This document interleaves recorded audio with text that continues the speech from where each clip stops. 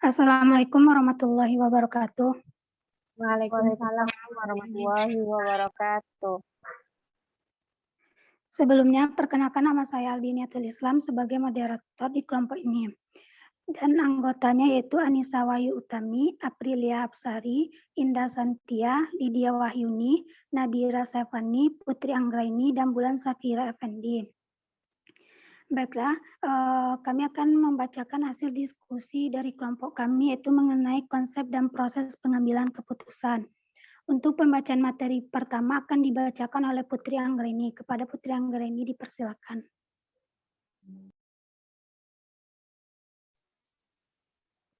Pengambilan keputusan.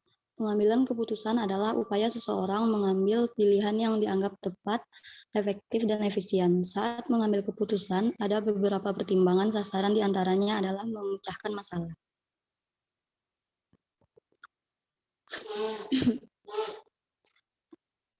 Berikut beberapa pendapat para ahli tentang pengambilan keputusan. Pertama, dari Schermerhorn. Pengambilan keputusan menurut Schermerhorn adalah kebijakan seseorang yang menghadapi permasalahan dan berusaha mengambil peluang dari masalah tersebut agar tidak berlanjut berdampak hasil yang kurang baik. Baik tidaknya keputusan bergantung pada kualitas keputusan, persepsi, pengetahuan, dan pengalaman orang tersebut. Yang kedua, menurut Heydari dan Ebrahimi. Menurut Heydari dan Ebrahimi, pengambilan keputusan seseorang memiliki hubungan antara kemampuan berpikir kritis dan keterampilan seseorang dalam membuat keputusan. Yang ketiga, menurut Firlix. Firlix mengartikan bahwa pengambilan keputusan seseorang mengaruhi oleh suasana hati. Misalnya orang yang sedang dalam mood baik akan lebih baik saat membuat keputusan daripada orang yang sedang mood jelek. Sebagai tambahan, pada dasarnya pengambilan keputusan tidak hanya digunakan untuk pengambilan keputusan atas kepentingan pribadi, tetapi juga dibutuhkan oleh pihak organisasi maupun perusahaan, di mana setiap pengambilan keputusan yang hendak diambil membutuhkan banyak pertimbangan, dasar, tujuan, alasan, dan penyebabnya.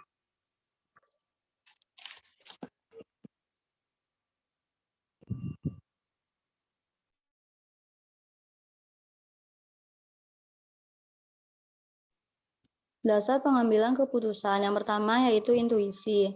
Intuisi adalah pengalaman yang dimiliki seseorang atau pengalaman masa lalu yang dimiliki seseorang. Pengambilan keputusan berdasarkan intuisi umumnya dilakukan karena terbatasnya informasi yang tersedia.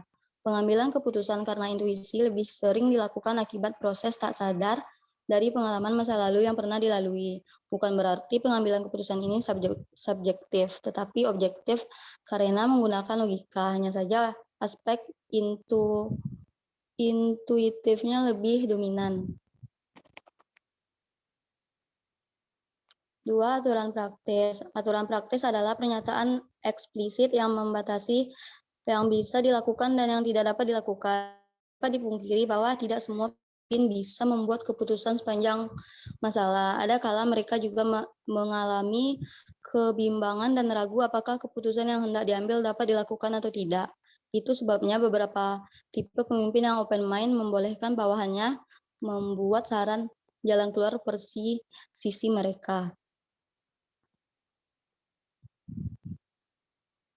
Ketiga, pengalaman. Bagi pemimpin yang sudah memiliki pengalaman dan jam terbang tinggi, menghadapi permasalahan hal yang biasa,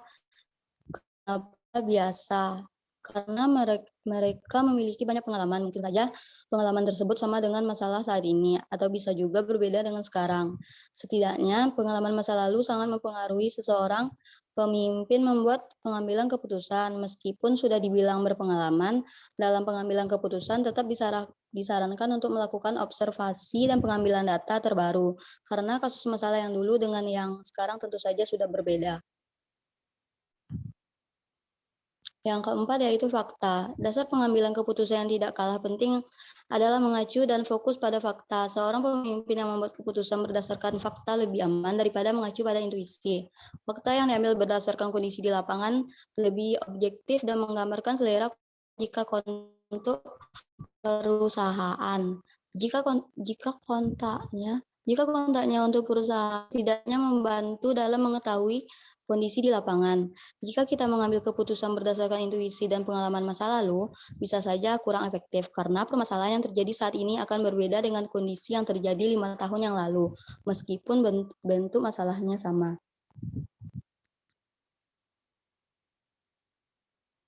Lima, wewenang. Pengambilan keputusan jenis ini lebih tepatnya diberikan oleh atasan ke bawahan mereka, di mana pengambilan keputusan seringkali mengalami kendala wewenang dan yang diberikan oleh sang atasan.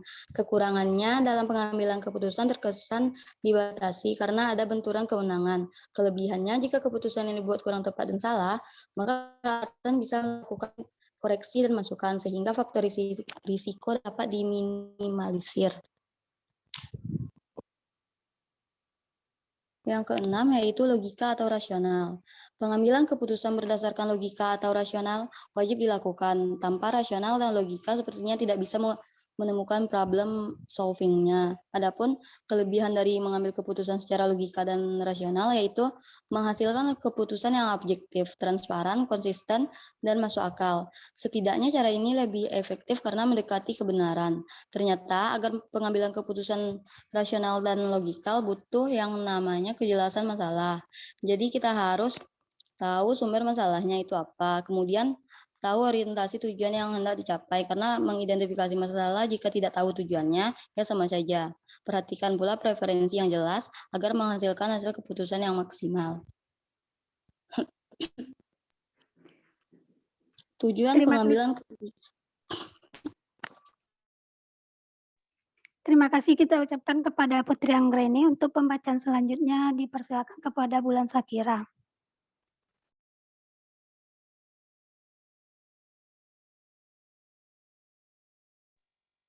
Tujuan pengambilan keputusan. A. Tujuan bersifat tunggal. Tujuan pengambilan keputusan berdasarkan sifat tunggal mengacu pada pengambilan keputusan yang dilakukan karena hanya ada satu permasalahan saja. B. Tujuan bersifat ganda. Sementara ditinjau dari tujuan pengambilan keputusan yang bersifat ganda adalah pengambilan keputusan yang didasari karena terjadi lebih dari satu masalah.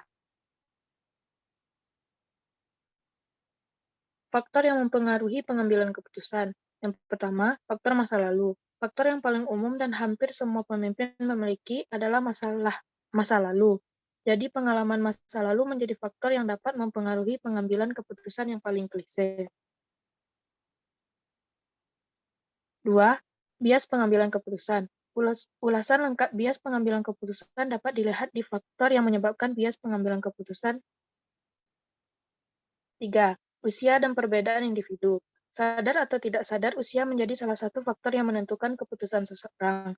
Orang yang memiliki usia yang lebih matang, disertai dengan karakter orang yang bijak, tentu hasil keputusannya berbeda dengan orang yang dari usia masih baru di bidangnya. 4. Kepercayaan pada relevansi pribadi. Ternyata faktor yang mempengaruhi pengambilan keputusan juga dapat dipengaruhi oleh kepercayaan pada relevansi pribadi masing-masing. 5. Komitmen. Seorang pemimpin yang memiliki komitmen teguh tentu saja lebih percaya diri di setiap mengambil keputusan. Sementara pemimpin yang tidak memiliki komitmen kuat akan gusar dan risau saat ingin membuat sebuah keputusan. 6. Posisi atau kedudukan. Kedudukan dalam hal ini adalah jabatan seseorang dapat mempengaruhi hasil dan proses pengambilan keputusan. Tentu saja orang yang memiliki posisi lebih percaya diri membuat keputusan karena sudah biasa membuat keputusan. Sementara karyawan yang baru masuk atau misalnya ragu di setiap membuat keputusan. Terima kasih kita ucapkan kepada Bulan Sakira. Untuk pembacaan selanjutnya akan dibacakan oleh Indah Santia. Kepada Indah Santia dipersilakan. Baiklah, terima kasih moderator. Selanjutnya yaitu faktor yang mempengaruhi pengambilan keputusan yang ketujuh yaitu situasi dan kondisi. Situasi dan kondisi yang terjadi di lapangan juga dapat menjadi faktor utama pengambilan keputusan. Berat dan tidaknya kondisi yang terjadi di lapangan akan mempengaruhi keputusan. Kondisi dan situasi pengambilan keputusan di dunia politik tentu berbeda dengan pengambilan keputusan yang cakupannya usaha kecil menengah. Yang kedelapan, jenis masalah. Berbicara tentang proses pengambilan keputusan, jenis masalah juga menjadi faktor utama. Berbicara jenis masalah, memang ada banyak sekali jenisnya. Namun secara umum, jenis masalah dibagi menjadi tingkatan. yaitu masalah tingkat kecil, masalah tingkat menengah, dan masalah tingkat besar. Selanjutnya, faktor yang menyebabkan bias pengambilan keputusan. Yang pertama, overconfidence bias, yang yaitu salah satu faktor terjadinya bias dalam pengambilan keputusan adalah masalah terlalu percaya diri, di mana seseorang memiliki kecenderungan terlalu percaya diri dalam menilai keputusan mereka. Yang kedua, unoccurring bias, yang yaitu faktor yang kedua adalah bias jangkar atau kecenderungan seseorang fokus pada informasi awal, tanpa mempedulikan informasi yang baru dan atau pendapat dari orang lain. Yang ketiga, confirmation bias. Masalah umum paling umum ditemui bias pengambilan keputusan adalah bias konfirmasi. Dikatakan sebagai bias konfirmasi terjadinya kecenderungan seseorang untuk memilih informasi yang bersifat menguatkan masa lalu.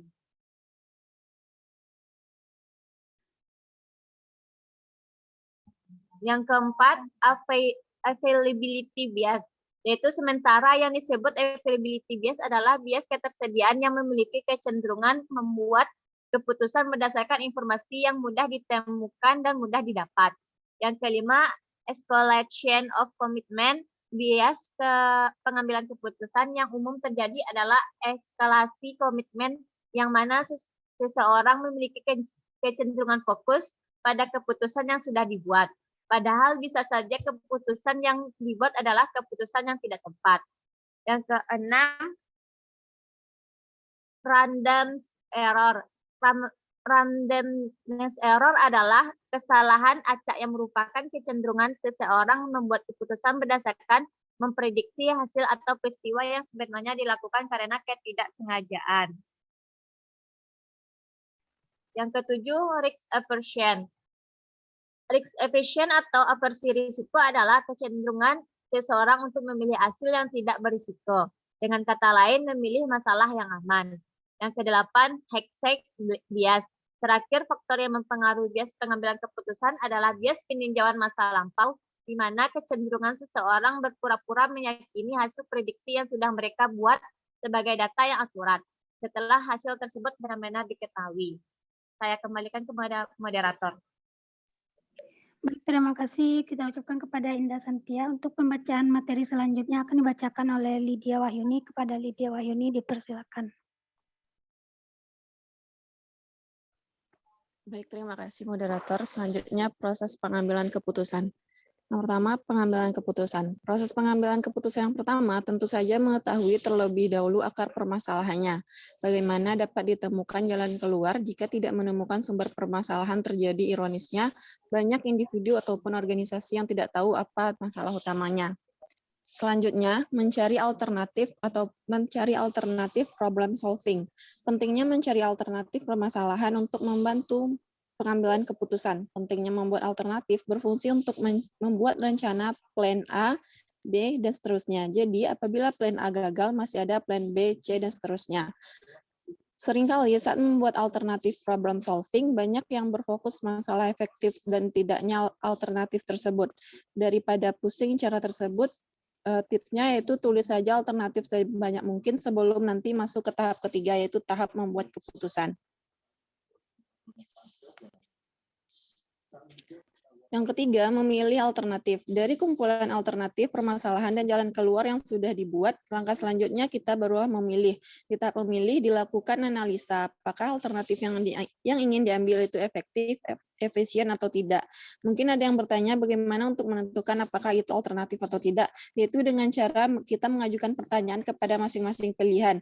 Nah, jawaban yang mendekati itulah yang terbaik, maka pengambilan keputusan barulah dipilih. Selanjutnya itu pelaksanaan alternatif. Di tahap keempat adalah melaksanakan pilihan yang sudah dipilih. Jadi, kita bisa mempraktekkan atau mengaplikasikan kepada permasalahan di lapangan. Selama menerapkan hasil keputusan tidak boleh dilepas begitu saja, butuh pengawasan dan evaluasi. Sekian, terima kasih, dikembalikan kepada moderator. Baik, untuk pembacaan materi selanjutnya akan dibacakan oleh Nadira Safani. Kepada Nadira Safani dipersilakan. Selanjutnya yang kelima, evaluasi. Proses paling akhir dalam evaluasi. Fungsi evaluasi adalah untuk mengetahui seberapa efektif hasil di lapangan. Apakah ada kekurangan dan semacamnya? Jika ada kekurangan, maka perlu dilakukan evaluasi agar hasilnya semakin efektif dan maksimal. Adapun cara melakukan evaluasi, yaitu dapat dilakukan dengan melakukan penelitian ataupun observasi. Itulah beberapa ulasan tentang pengambilan keputusan. Selanjutnya, keputusan yang baik datang dari pengalaman dan pengalaman berasal dari keputusan yang buruk.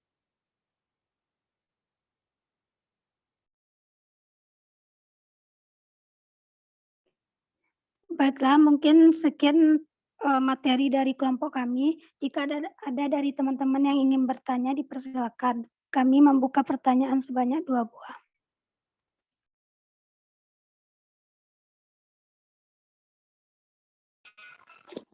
Izin bertanya, moderator. Ya, silakan. Perkenalkan, nama saya Indah Fadila. Pertanyaannya, bagaimanakah langkah-langkah yang dapat dilakukan agar saat melakukan pengambilan keputusan dapat sesuai dengan tujuan sehingga tepat sasaran? Sekian, terima kasih, moderator. Ya, terima kasih kepada Indah Fadila. Boleh pertanyaannya ditulis di kolom chat, Indah. Baik, moderator. Terima kasih. Kepada teman-teman yang lain yang ingin bertanya, dipersilakan. Izin bertanya, moderator.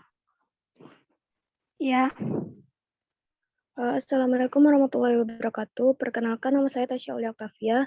Baiklah, saya akan bertanya, yaitu jika suatu perusahaan mengalami masalah yang darurat, maka jenis pengambilan seperti apa yang paling efektif dilakukan oleh perusahaan dalam menghadapi masalah tersebut? Sekian, terima kasih. boleh pertanyaannya ditulis di kolom chat, teman. Oke, moderator. Terima kasih.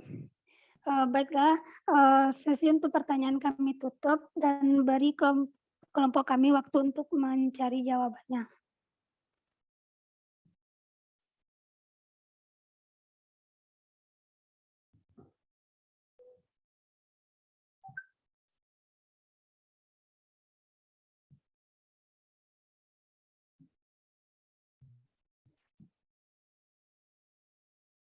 Izin moderator. Ya, Izin menjawab pertanyaan Indah Fadila. ya silakan Indah. Baiklah, dari pertanyaan yang Indah Fadila sampaikan tadi, bagaimana langkah-langkah saat melakukan pengambilan keputusan agar tepat sasaran? Kalau menurut saya, beberapa langkahnya yaitu yang pertama, kumpulkan informasi dan pahami permasalahannya. Karena saat hendak mengambil keputusan, ada baiknya mengumpulkan informasi dan memahami situasi saat itu. Setelah informasi dan data yang diperlukan sudah terkumpul, mulailah mempelajari dengan seksama. Yang kedua, batasi opsi kemungkinan. Setelah mencari tahu berbagai macam informasi, maka cari cara mengambil keputusan lainnya yang bisa dilakukan, yaitu membatasi opsi kemungkinan dari solusi terhadap permasalahan tersebut. Selanjutnya, yang ketiga yaitu tanyakan kepada orang lain yang berpengalaman. Jika setelah mengidentifikasi dan menganalisis masalah kamu tetap bingung, maka cara pengambilan terbaik bisa menanyakan pada relasi, teman, bahkan sahabat yang berpengalaman pada pengambilan keputusan tersebut. Yang keempat, ingat lagi targetnya atau tujuannya. Setiap orang pasti memiliki target masing-masing. Apakah menjadi seorang direktur ataukah ingin menjadi bisnis yang sukses. Mengetahui atau mengingat kembali target akan membantu dalam pengambilan keputusan di masa sekarang. Yang kelima, bayangkan apa yang akan terjadi. Setelah mengetahui goals dan apa yang perlu kamu lakukan untuk mencapainya, cobalah untuk membayangkan bagaimana masa depan ketika kamu memilih untuk mengambil keputusan tersebut. Yang keenam, beranikan diri dalam mengambil risiko. Dalam mengambil keputusan, risiko akan selalu ada dan melalui setiap risiko dan kesalahan yang kita alami. Kita dapat belajar untuk memperbaiki kesalahan itu untuk menghadapi berbagai permasalahan lainnya dengan level yang lebih tinggi dan tentu saja lebih cenderung sulit. Sekian dari saya, moderator. Baik, terima kasih kepada Indah. Apakah Indah Fadila bisa memahami jawaban yang disampaikan oleh Indah Santia? Bisa, moderator. Ya, terima kasih.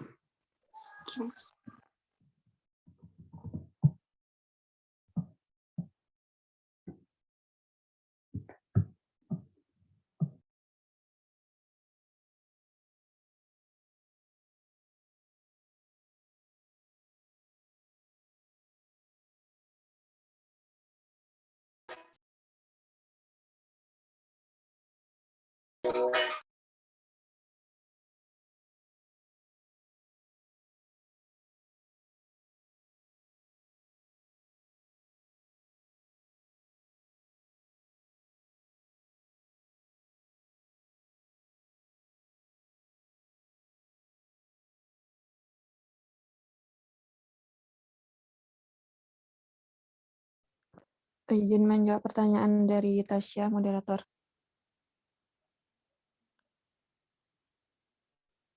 Ya, silakan. Baik, pertanyaan dari Tasya yaitu, jika suatu perusahaan mengalami masalah yang darurat, maka jenis pengambilan keputusan seperti apa yang paling efektif dilakukan oleh perusahaan dalam menghadapi permasalahan tersebut? Adapun untuk metode pengambilan keputusannya yaitu dinamakan dengan emergency decision making, yaitu pengambilan keputusan darurat adalah suatu cara yang efektif untuk menangani situasi darurat, karena peran utamanya adalah mengurangi kerugian dan kehidupan yang disebabkan oleh peristiwa darurat. Nah, jadi dalam emergency decision making ini, yang menjadi topiknya adalah bahwa dalam pengambilan keputusan biasanya dipandu oleh rasionalitas terbatas di bawah kondisi risiko dan ketidakpastian. Jadi ketika perilaku manusia memainkan peran penting dalam proses pengambilan keputusan dan masalah dalam emergency decision making yang ditandai dengan risiko dan ketidakpastian. Dengan demikian, pengambilan keputusan dapat dipertimbangkan dengan pendekatan emergency decision making berdasarkan teori prospek. Peristiwa mungkin berkembang menjadi situasi yang berbeda karena evolusi dinamisnya yang merupakan salah satu ciri khas dari peristiwa darurat. Masalah penting ini telah dibahas dalam pendekatan emergency decision making yang ada, di mana situasi darurat yang berbeda ditangani dengan merancang solusi yang berbeda. Sekian, moderator. Kembalikan kepada moderator. Baik, terima kasih kepada Lydia Wahyuni. Apakah Tasya Aulia bisa memahami jawaban yang disampaikan oleh Lydia? Bisa, moderator. Oke, makasih. Mungkin hanya sekian presentasi dari kelompok kami. Saya sebagai moderator apabila ada kesalahan ataupun kekurangan, mohon maaf. Assalamualaikum warahmatullahi wabarakatuh. Waalaikumsalam warahmatullahi wabarakatuh. Teman-teman, kita